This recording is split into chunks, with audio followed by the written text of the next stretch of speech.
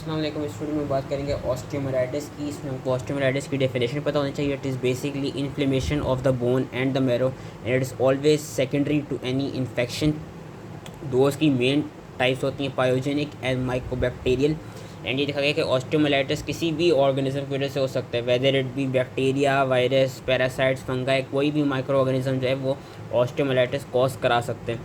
अब अगर हम पायोजेनिक ऑस्टियोमाइलाइटिस की बात करें तो जब पायोजेनिक ऑस्टियोमाइलाइटिस होता है it is always caused by bacterial infection, जो पायोजेनिक बैक्टीरिया होते हैं। और these organisms they reach the bone by haematogenous spread, या क्या कहते हैं जो ऑस्टियोमाइलाइटिस होता है it results due to extension of the क्या कहते हैं bacteria from any contiguous site, या due to any direct implantation of bacteria due to any traumatic injury. ये तीन कॉजेज हो सकती हैं पायोजेनिक ऑस्टियोमाइलाइटिस की, how the bacteria reaches the bone via through haematogenous spread, via extension from contiguous site, और through direct implantation as seen in traumatic injury. अगर हम different age groups के लिहाज से बात करें कि कौन सी जगह ज़्यादा इफेक्ट होती है, तो ये याद रखना जो हेल्दी चिल्ड्रन होती हैं उनमें यूजली हेमाटोजेनस स्प्रेड के थ्रू ही इन्फेक्ट करता है और लॉन्ग बोन्स को ज़्यादातर अफेक्ट करता है। अगर हम एडल्ट्स में हैं तो एडल्ट्स में पायोजेनिक ऑस्टियोमाइलाइटिस देखा जाता है due to complication of open fracture, due to any surgical procedure, या due to infections of the feet, जो कि क्या कहते हैं डायबिटिक क्या कहते हैं पेशेंट्स में देखी जाती है कि उनमें गैंग्रीन फॉर्मेशन हो जाती है। एज ए रिजल्ट वहाँ से जो बैक्टीरिया होते हैं वो फिर इवेंचुअली बोन्स को भी इन्वॉल्व करने लग जाता है। इन्फेंट्स में ज़्यादा डेथली या इन्फेंट्स में ज़्यादा वरीसम इसलिए होते हैं क्योंकि हमें पता है कि जो इन्फेंट्स होते हैं उनकी अभी प्रॉपर्ली बोन्स डेवलप नहीं हुई होती, तो उसमें क्या होता है कि जो एपिफिजियल इन्फेक्शन होता है it can spread to a joint which results in septic और suppurative arthritis, articular cartilage destruction and it leads to permanent disability.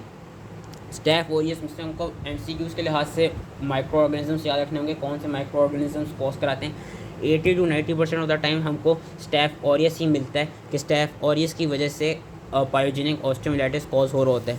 वो इंडिविजुअल्स जो कि इंट्रावीनस ड्रग यूजर्स हों, या वो इंडिविजुअल्स जिनमें जेनेटिक यूरिनरी ट्रैक्ट इन्फेक्शंस हों, उन इंडिविजुअल्स में हमको हमारे पास ई कोलाई, सूडोमोनास और क्लेप्सिला की एग्जांपल आती हैं। सूडोमोनास हमें उन इंडिविजुअल्स में भी मिलता है जिनको फुट पंक्चर वूंड हुआ हो, उसकी वजह से अगर क्या कहते हैं पायोजेनिक ऑस्टियोमाइलाइटिस हो जाए, तो उसमें अगर एमसीक्यू में कोई आया हो, ऐसा केस आया जिसको फुट पंक्चर वूंड हुआ हो, उसमें हम सूडोमोनास को चूज़ करेंगे क्योंकि सूडोमोनास ही कॉज कराता है। या कोई ऐसा इंडिविजुअल हो जिसकी हिप रिप्लेसमेंट सर्जरी हुई हो, उस इंडिविजुअल में हम स्टैफ एपिडर्मिडीज होता है which basically causes pyogenic osteomyelitis. ये दो किताब में नहीं दिए हुए तो इसलिए मैं अलग से बता रहा हूँ। Staph aureus 80 to 90% of time वही होता है। अगर किसी को कोई इंट्रावीनस ड्रग यूज़र है या किसी को यूटीआई है तो उसमें ई कोलाई, सूडोमोनास और क्लेप्सिला आते हैं। किसी को फुट पंक्चर वूंड है तो उसमें सूडोमोनास आता है। किसी की हिप रिप्लेसमेंट सर्जरी हुई है तो उसमें स्टैफ एपिडर्मिडीज आता है। नियोनेट्स की अगर हम बात करें तो नियोनेट्स में हीमोफिलस इन्फ्लुएंजा और group D streptococci, these two are more common for causing pyogenic osteomyelitis. और अगर हम किसी सिकल सेल पेशेंट की बात करें तो उसमें salmonella causes pyogenic osteomyelitis. Neonates की बात करें तो नियोनेट्स में मेटाफिसिस, एपिफिसिस और both metaphysis and epiphysis are involve.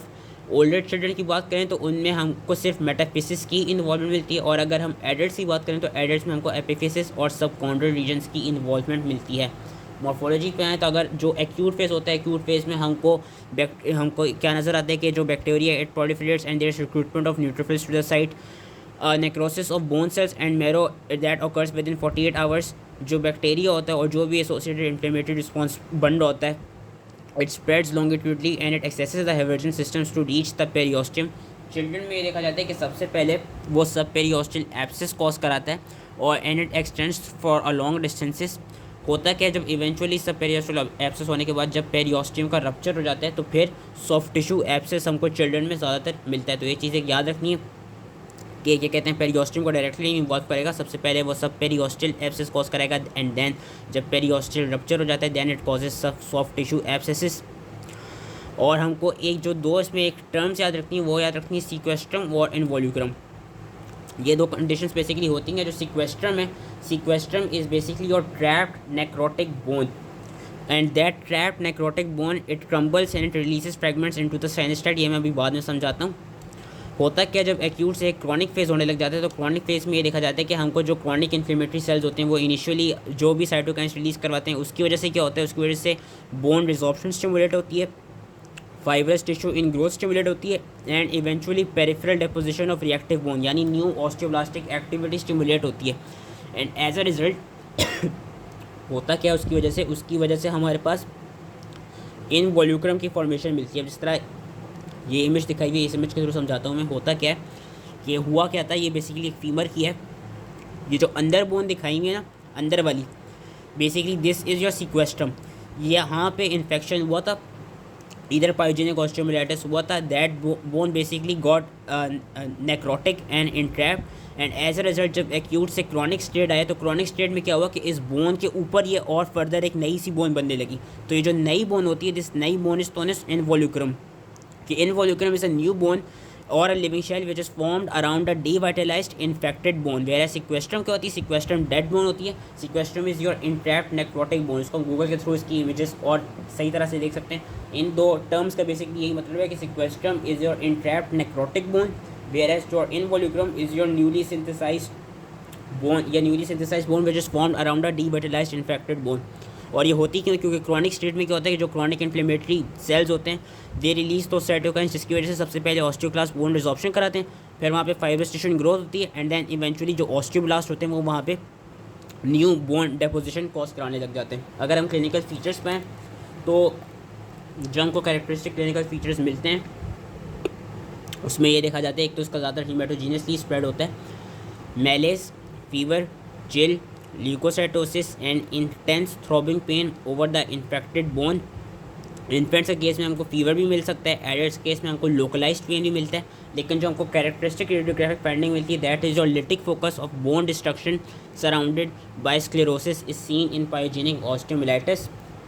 Usually हम ब्लड कल्चर के थ्रू डिटेक्ट कर सकते हैं, लेकिन कभी कभी अगर ऐसा हो कि हीमेटोजीनियसली स्प्रेड ना हुआ माइक्रो ऑर्गेनिज्म, अगर उसका क्या कहते हैं इन दो कॉजेज़ की वजह से due to any extension from continuous site या ड्यू टू डायरेक्ट इम्प्लांटेशन, इन दो वजह से पायोजेनिक ऑस्टियोमाइलाइटिस हुआ, तो उन केसेस में हम क्या कराते हैं, हम ज़्यादातर या तो बोन की बायोप्सी देते हैं या हम बोन कल्चर्स कराते हैं और उसके थ्रू फिर ईजिली डिटेक्ट कर सकते हैं कि which microorganism has caused pyogenic osteomyelitis. Treatment इसकी बहुत आसान होती है। ट्रीटमेंट के लिए हम एंटीबायोटिक्स का कॉम्बिनेशन देते हैं या हम सर्जिकल ड्रेनेज करा देते हैं, उसके थ्रू ये ट्रीट हो जाता है। फर्दर उन्होंने अलग से बताया हुआ है कि एक्यूट से क्रॉनिक 5 to 25% केसेस में देखा जाता है। और ये एक्यूट से क्रॉनिक स्टेज क्यों हो जाती है, इसलिए हो सकती है either there is delayed diagnosis, either there is extensive bone necrosis या इनएडिक्वेट एंटीबायोटिक थेरेपी, या जो सर्जिकल डिब्राइवमेंट थी वो प्रॉपर्ली नहीं की गई हो, या lastly there is weakened host defences, जिनकी वजह से जो एक्यूट स्टेज है that can convert into your chronic pyogenic osteomyelitis. Then we come to mycobacterial. Mycobacterial में ऐसा नेम सजेस्ट, ये बेसिकली माइकोबैक्टीरियम जो टीबी का ऑर्गेनिज्म होता है वो ये कॉज कराता है। उसमें भी हमको क्लिनिकल सिम्टम्स क्या मिलते हैं, क्लिनिकल फीचर्स हमको localise pain, low grade fever, chills और वेट लॉस के मिलते हैं।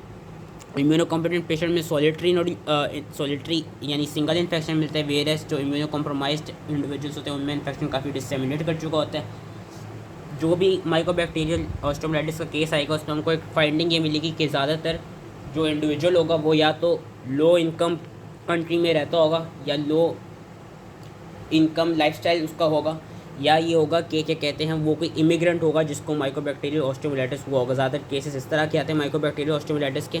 और एक और जो हमको केस में एक फाइंडिंग मिलेगी वो हमको पॉट डिजीज़ की फाइंडिंग मिलेगी। वो पॉट डिजीज़ में अभी समझाता हूँ। ये देखा जाता है कि जो माइकोबैक्टीरियल ऑस्टियोमाइलाइटिस होता है ये यूजली लंग्स के थ्रू ही बोन को जाके इन्वॉल्व करता है, कि either from a pulmonary focus into a rib और from tracheobronchial nodes into any adjacent vertebra.